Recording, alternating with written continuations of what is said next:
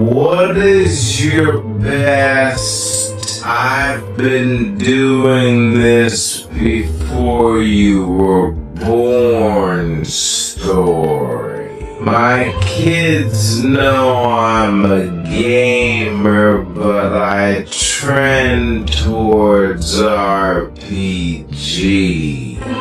A decade ago, my oldest was really into this new game he and his friends got for the Xbox. Street Fighter 5. He had a bunch of friends over and they were doing the usual